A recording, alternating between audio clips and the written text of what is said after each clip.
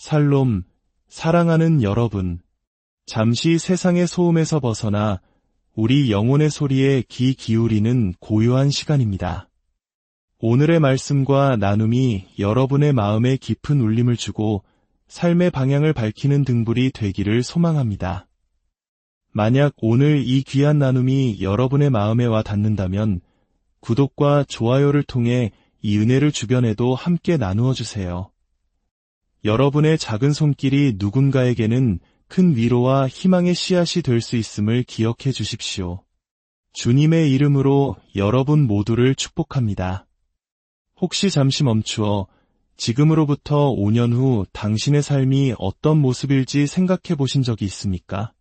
지금 당신의 나이에 5년을 더해 보십시오. 그리고 스스로에게 물어보는 겁니다. 5년 뒤 나의 삶은 어떤 모습일까? 조금 더 구체적으로 상상해 볼 수 있도록 4가지 영역으로 나누어 질문을 드려보겠습니다. 첫째, 영적인 삶입니다. 5년 후 당신의 영적인 모습은 어떨까요? 지금의 신앙생활을 바탕으로 볼 때 5년 뒤 당신은 그 어느 때보다 하나님과 가까워져 있을까요? 마음속에 더 많은 주님의 말씀이 살아 숨쉬고 성령님의 인도하심을 따라 살아가며 당신의 사역과 영향력이 자라나 더 많은 사람들에게 선한 영향력을 끼치고 예수님을 더욱 닮아가는 모습일까요? 어쩌면 5년 후 당신의 신앙은 최고의 정점에 이르러 더 높은 곳을 향해 나아가고 있을지도 모릅니다. 하지만 어떤 분들은 지금 영적으로 다소 불안정한 상태일 수도 있습니다. 교회에 나가는 것이 점점 부담스러워지고 과거의 낡은 죄들이 스멀스멀 다시 고개를 들고 있을지도 모릅니다. 그렇다면 5년 후 당신의 영적인 상태는 지금보다 좋지 않을 수 있습니다.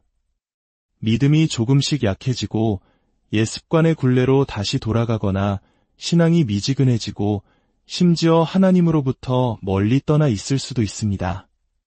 5년 후 당신의 영적인 삶은 어떤 모습일 것 같습니까? 둘째, 관계의 삶입니다. 먼저 친구 관계를 생각해 봅시다. 5년 후 당신 곁에는 하나님을 경외하는 좋은 믿음의 동역자들이 함께하고 있을까요? 서로를 격려하며 더욱 강해지고 새가 새를 날카롭게 하듯 서로를 성장시키는 풍성한 우정을 나누고 있을까요? 아니면 주변에 좋은 친구가 별로 없거나 오히려 당신에게 나쁜 영향을 주는 사람들과 어울리고 있을까요? 만약 결혼하셨다면 5년 후 부부 관계는 어떨까요? 지금의 관계를 바탕으로 볼 때 그 어느 때보다 서로를 깊이 사랑하고 신뢰하는 사이가 되어 있을까요? 이전에는 상상도 못했던 깊은 친밀감을 누리고 있을까요? 아니면 여전히 갈등과 다툼 속에서 힘겨워하며 배우자를 신뢰하지 못하고 결혼 생활을 유지하기 위해 하루하루 버티고 있을까요? 안타깝게도 어떤 분들은 5년 후에 이혼이라는 아픔을 겪게 될 수도 있습니다. 5년 후 당신의 관계는 어떤 모습일까요? 셋째, 재정적인 삶입니다. 어떤 분들은 지금의 성실한 삶의 태도를 바탕으로 5년 후에는 모든 빚에서 해방될 것입니다. 학자금 대출, 자동차 할부, 신용카드 빚에서 벗어나 재정적인 여유를 누리게 될 것입니다. 그리고 그 어느 때보다 더 너그럽게 다른 사람들을 도우며 살 수 있게 될 것입니다. 하지만 다른 분들은 여전히 같은 패턴을 반복하며 월급날만 기다리는 빠듯한 삶을 살고 있을지도 모릅니다. 어쩌면 빚은 더 늘어나고 재정적인 압박은 더 심해져 5년 후에는 지금보다 더 어려운 상황에 처해 있을 수도 있습니다. 마지막으로 육체적인 삶, 즉 건강입니다. 5년 후 당신의 건강은 어떤 상태일까요? 놀랍게도 나이는 5살 더 먹었지만 오히려 지금보다 더 강하고 건강해질 수 있습니다. 더 활기차고 생명력이 넘치는 모습이 될 수 있습니다. 반면에 5년 후에는 지금보다 더 피곤하고 건강은 나빠지고 늘 기운이 없는 상태로 살아갈 수도 있습니다. 잠시 멈춰서 우리 삶의 이 중요한 4가지 영역을 깊이 생각해 보십시오. 5년 후 당신은 어디에 서 있을 것 같습니까? 대부분의 경우 5년 후 당신의 모습이 어떨지 저는 말씀드릴 수 있습니다. 물론 우리의 통제 밖에 있는 외부적인 요인들이 있기 때문에 미래를 100% 정확하게 예측할 수는 없습니다. 하지만 그럼에도 불구하고 우리는 상당히 높은 정확도로 5년 후 당신의 삶을 예측할 수 있습니다. 왜 그럴까요? 바로 오늘 당신이 가진 습관이 내일의 당신을 만들기 때문입니다. 다시 한번 말씀드립니다. 오늘 당신이 가진 습관이 내일 당신이 어떤 사람이 될지를 결정합니다. 어떤 사람이 이런 말을 했습니다. 갓 태어났을 때 당신은 부모님을 닮았다. 하지만 세상을 떠날 때 당신은 당신의 습관을 닮아 있을 것이다. 오늘 당신이 살아가는 방식이 내일의 당신을 빚어낸다는 것은 부정할 수 없는 진리입니다. 지금의 당신 모습이 지난 5년간 당신이 살아온 습관과 삶의 방식이 쌓인 결과물이라는 것을 생각해보면 쉽게 이해할 수 있습니다. 그렇다면 가장 중요한 질문은 이것입니다. 당신은 지금 당신의 습관이 이끌고 있는 그 방향을 마음에 들어 하십니까? 당신의 현재 습관이 만들어가고 있는 삶의 궤적에 만족하십니까? 단순한 의도나 소망만으로는 우리의 방향이 결정되지 않습니다. 당신이 무엇을 원하든 그 소망 자체가 당신을 그렇게 만들어주지는 않습니다. 희망만으로는 삶이 변하지 않습니다. 오직 습관만이 당신의 삶을 바꿀 수 있습니다. 이 진리의 말씀을 마음에 새기며 함께 기도하겠습니다. 사랑의 하나님 아버지, 오늘 당신의 말씀이 우리의 마음에 믿음과 소망을 불어넣어 주시기를 원합니다.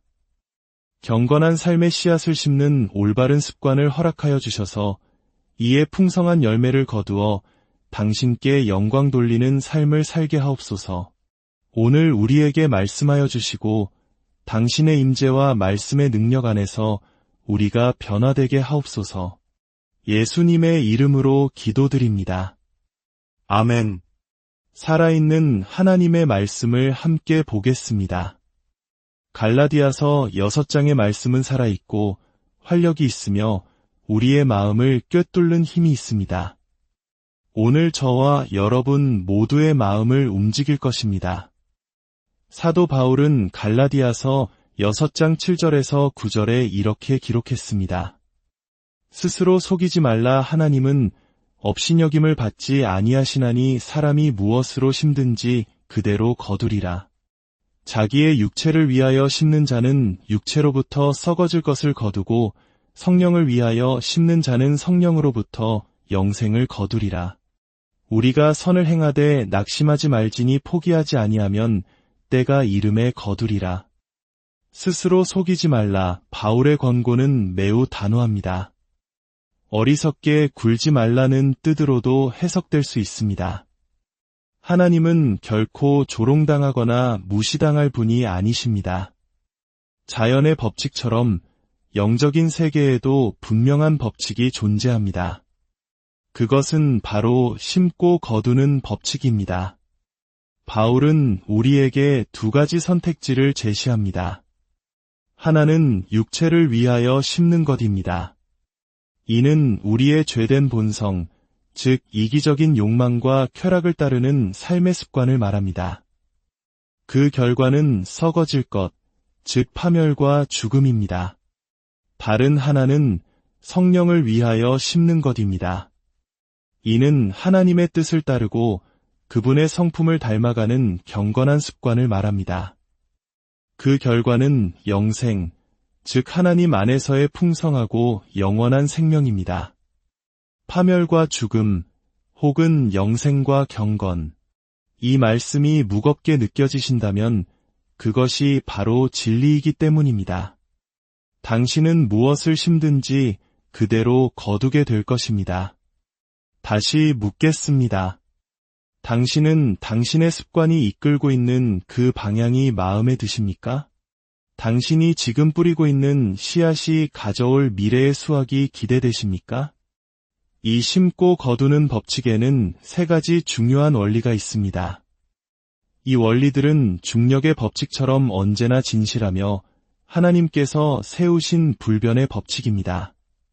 첫 번째 법칙은 당신은 무엇을 심든지 그대로 거둔다는 것입니다. 사과 씨앗을 심으면 사과나무가 열리고 포도 씨앗을 심으면 포도나무가 열립니다. 사과 씨앗을 심었는데 포도가 열리는 법은 없습니다. 너무나 당연한 말 같지만 우리 삶에 깊이 적용해야 할 원리입니다. 경건한 습관을 심으면 경건한 결과를 거두고 불경건한 습관을 심으면 불경건한 결과를 거두게 됩니다. 호세아 10장 13절은 이렇게 말합니다. 너희는 악을 밭가라 죄를 거두고 거짓 열매를 먹었나니 악을 심었기에 악을 거둔 것입니다. 만약 당신의 습관이 늘 나쁜 것이라면 당신의 수확은 결코 좋을 수 없습니다. 매일 직장에 지각하고 마지못해 일하며 불평불만 가득한 태도로 승진을 바란다면 당신은 결코 승진하기 어려울 것입니다. 이는 당신에게 능력이 없어서가 아니라 당신의 습관이 주변 사람들의 인정을 받지 못했기 때문입니다. 만약 당신이 음란한 생각과 눈의 정욕이라는 씨앗을 계속 심으면서 내 아내와의 관계에 친밀함이 없는지 의아해한다면 그것은 당신의 결혼 생활에 문제가 있어서가 아니라 당신이 나쁜 씨앗을 심어 나쁜 열매를 거두고 있기 때문입니다. 건강도 마찬가지입니다. 먹고 싶은 것을 다 먹고 운동은 전혀 하지 않으면서 왜 내 몸이 건강하지 않은지 불평한다면 그것은 벌이 아니라 당신이 심은 것의 당연한 결과, 즉 수확인 것입니다. 그러므로 이것을 기억하십시오. 만약 당신이 지금 거두고 있는 열매가 마음에 들지 않는다면 당신이 심고 있는 씨앗을 바꾸십시오. 두 번째 법칙은 당신은 심은 것보다 더 많이 거둔다는 것입니다. 우리가 씨앗을 심을 때 하나님께서는 그것을 자라게 하시고 배가 되게 하십니다. 마가복음 4장 20절에서 예수님께서는 이렇게 말씀하셨습니다. 좋은 땅에 뿌려졌다는 것은 곧 말씀을 듣고 받아 30배나 60배나 100배의 결실을 하는 자니라. 하나의 씨앗이 100배의 열매를 맺을 수 있습니다. 씨앗 하나를 심으면 나무 한 그루가 자라고 그 나무는 수많은 열매를 맺으며 그 열매 안에는 또다시 수많은 씨앗이 들어 있습니다. 심은 것보다 훨씬 더 많이 거두게 되는 것이 하나님의 법칙입니다. 이것을 복리의 효과라고도 부를 수 있습니다. 작고 현명한 선택들이 꾸준함과 시간을 만났을 때 엄청난 차이를 만들어냅니다. 두 사람의 가상 시나리오를 통해 설명해 보겠습니다. 두 사람은 모든 조건이 동일하지만 단 하나의 습관만 다릅니다. 첫 번째 사람은 신앙생활에 일관성이 없습니다. 편할 때만 교회에 갑니다. 그런 자신에게 죄책감을 느끼며 늦은 밤까지 시간을 보내다 매일 밥 마시던 맥주 한 캔에 한 캔을 더합니다. 하나님과 멀어지고 죄책감에 시달리면서 보지 말아야 할 것들을 인터넷으로 찾아보는 옛 습관에 다시 빠져듭니다. 두 번째 사람은 신앙생활에 일관성이 있습니다. 교회에서 꾸준히 봉사하고 일찍 잠자리에 들며 하나님과 매우 가깝습니다. 그는 말씀을 읽고 올바른 방향으로 나아가고 있습니다. 처음 몇 주, 몇 달 동안은 이 두 사람 사이에 거의 아무런 차이도 보이지 않습니다. 하지만 27개월이 지났을 때 측정 가능한 엄청난 차이가 나타납니다. 신앙생활이 불규칙했던 첫 번째 사람은 매일 밤 맥주 한 캔을 추가했습니다. 이는 하루에 약 150칼로리를 더 섭취한 셈입니다. 27개월 동안 이는 약 12만 칼로리에 달하며 몸무게는 약 15kg이 늘어나게 됩니다. 그는 하나님으로부터 멀어졌다고 느끼고 자신감을 잃습니다. 직장에서도 어려움을 겪고 승진해서 누락됩니다. 가정에는 재정적인 압박이 커지고 아내는 그가 멀게 느껴진다고 말합니다. 그는 더 깊이 음란물에 빠져들고 결국 아내에게 그 사실을 들키게 됩니다. 그의 삶은 걷잡을 수 없이 흔들립니다. 이 모든 것은 일관성 없는 작은 습관에서 시작되었습니다. 반면 신앙생활에 일관성이 있었던 두 번째 사람은 건강을 위해 매일 밥 마시던 맥주 한 캔을 끊기로 결심합니다. 그는 하루 150칼로리를 줄였고 27개월 동안 15kg을 감량했습니다. 그는 더 이상 하나님과 가까워지려고 애쓰는 것이 아니라 경건의 훈련을 통해 자연스럽게 하나님과 동행하게 되었습니다.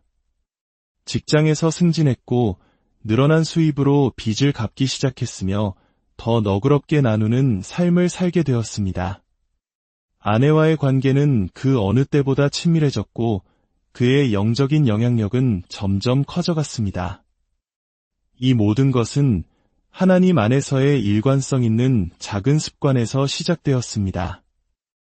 이야기에서 몸무게의 차이는 객관적인 사실입니다. 67파운드, 즉 약 30kg의 차이가 매일 125칼로리라는 작은 습관에서 비롯된 것입니다. 이것은 중요한 원리를 보여줍니다. 어쩌다 한 번 하는 행동이 아니라 꾸준히 하는 행동이 당신의 인생을 결정합니다. 세 번째 법칙은 당신은 심은 후에 거둔다는 것입니다.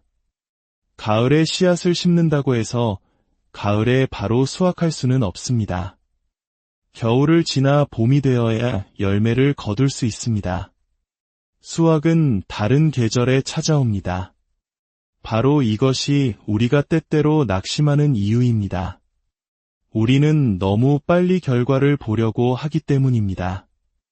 5일 동안 매일 기도했지만 영적으로 크게 달라진 것을 느끼지 못합니다. 2주 동안 매일 헬스장에 갔지만 여전히 1km도 제대로 뛰지 못합니다. 한 달 동안 커피를 마시지 않고 돈을 아껴 10만 원을 빚 갚는 데 썼지만 수천만 원의 빚은 거의 줄어든 것 같지 않아 보입니다. 그래서 우리는 작은 결정들이 별로 중요하지 않다고 잘못 결론 내립니다. 하지만 우리의 삶은 우리가 내리는 모든 작은 결정들의 총합이라는 것을 깨달아야 합니다. 당신이 하는 모든 행동 속에서 당신은 당신의 방향을 선택하고 있는 것입니다. 그렇다면 당신은 어떤 사람이 되고 싶습니까?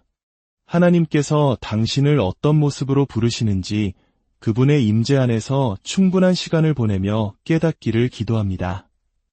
그리고 그 이유가 이기적인 욕망이 아니라 하나님을 영화롭게 하고자 하는 영적인 동기가 되기를 바랍니다.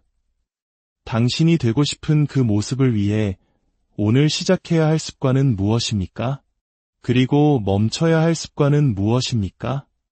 우리는 더 나은 사람이 되려고 그저 노력하는 것이 아닙니다. 우리는 훈련하는 것입니다. 의를 위하여 우리의 몸을 훈련하고 하나님의 말씀을 생각하도록 우리의 마음을 훈련합니다. 왜냐하면 우리는 심은 것을 반드시 거둘 것이기 때문입니다. 우리가 성공했는지는 5년 후에 목표를 달성했는지 여부로 판단되지 않습니다. 우리는 하루의 성공을 그날 거둔 수확으로 판단하는 것이 아니라 그날 심은 씨앗으로 판단해야 합니다. 우리는 위의 씨앗을 심습니다. 작고 일관성 있고 하나님을 영화롭게 하는 삶의 방식이 시간이 지남에 따라 쌓여 위에 열매를 맺습니다. 속지 마십시오. 하나님은 업신여김을 받지 않으십니다. 당신은 심은 것을 거두고 심은 것보다 더 많이 거두며 심은 후에 거두게 될 것입니다. 만약 당신이 지금 거두고 있는 것이 마음에 들지 않는다면 심고 있는 것을 바꾸십시오. 당신이 꾸준하고 신실하게 지혜로운 결정으로 하나님을 영화롭게 할 때 당신의 수고와 훈련, 희생과 신실함은 결코 낭비되지 않습니다. 그것들은 차곡차곡 쌓이고 있습니다. 물이 끓는 것을 생각해 보십시오. 섭씨 80도, 90도, 99도가 되어도 물은 그저 뜨거운 물일 뿐입니다. 하지만 단 1도가 더 올라 100도가 되는 순간 물은 끓기 시작하며 증기라는 강력한 힘을 만들어냅니다. 당신이 예수님을 위해 신실하게 살아갈 때 하나님의 불길이 당신의 영혼 안에서 타오르기 시작합니다. 그리고 어느 날 당신은 불타오를 것입니다.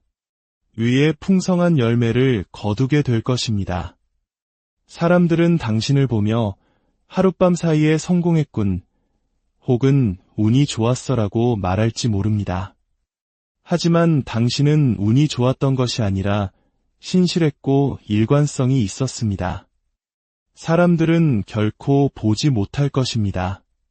당신이 의로움으로 마음을 새롭게 했던 수많은 시간들을, 스스로에 대한 의심을 이겨내고 기도하고 또 기도하며 금식하고 하나님을 찾았던 그 몸부림을, 연약할 때 주님께 의지하고 죄를 회개하며 넘어졌다가 다시 일어서기를 반복했던 새벽과 늦은 밤들을 당신은 아무도 보지 않는 곳에서 심었습니다. 그러나 모든 사람이 원하는 결과를 가져오는 것은 바로 그 아무도 보지 않는 시간들입니다. 사랑하는 여러분, 포기하지 마십시오. 선을 행하다가 낙심하지 마십시오. 씨앗을 심는 것을 멈추지 마십시오. 믿는 것을, 당신의 마음을 새롭게 하는 것을, 하나님께로 돌이키는 것을 멈추지 마십시오. 때가 이르면 반드시 위에 풍성한 열매를 거두게 될 것입니다. 당신은 태어났을 때 부모님을 닮았지만 세상을 떠날 때는 당신의 습관을 닮아 있을 것입니다. 당신의 습관이 이끄는 방향이 마음에 드십니까? 만약 그렇지 않다면 오늘 올바른 씨앗을, 올바른 습관을 심기 시작하십시오. 하나님의 원리는 진실합니다. 당신은 반드시 포기하지 않는다면 위의 열매를 거둘 것입니다. 함께 기도하겠습니다. 하나님 아버지, 우리가 과거에 어떤 씨앗을 심었든지 상관없이 오늘 경건한 씨앗을 심을 수 있는 지혜와 용기, 그리고 신실함을 허락하여 주옵소서. 당신이 원하시는 우리의 모습을 따라 시작해야 할 하나의 습관과 멈춰야 할 하나의 습관을 깨닫게 하옵소서. 위에 씨앗을 심어 당신을 영화롭게 하는 풍성한 수확을 거두는 삶을 살게 하옵소서. 혹시 이 자리에 하나님의 사랑과 용서가 필요한 분이 계십니까? 예수 그리스도는 하나님께서 이 세상에 심으신 가장 위대한 씨앗입니다. 죄 없으신 그분이 우리의 모든 죄를 대신하여 십자가에서 죽으시고 부활하심으로 우리에게 새로운 생명의 길을 열어주셨습니다. 당신의 과거가 어떠하든 얼마나 큰 죄를 지었든 지금 예수님의 이름을 부를 때 그분은 당신의 모든 죄를 용서하시고 당신을 완전히 새롭게 하십니다. 만약 오늘 당신의 낡은 삶을 버리고 믿음으로 당신의 삶을 예수님께 드리기 원하신다면 저를 따라 기도해 주십시오. 하늘에 계신 아버지, 저의 모든 죄를 용서하여 주옵소서. 예수님, 저를 구원하여 주시고 저를 새롭게 만들어 주옵소서. 성령으로 저를 채워주사 제 평생 주님을 알고 섬기게 하옵소서. 위에 씨앗을 심어 주님을 영화롭게 하는 풍성한 열매를 맺는 삶을 살게 하소서. 제 삶은 이제 제 것이 아니라 주님의 것입니다. 새 생명 주심에 감사합니다. 제 모든 것을 주님께 드립니다. 예수님의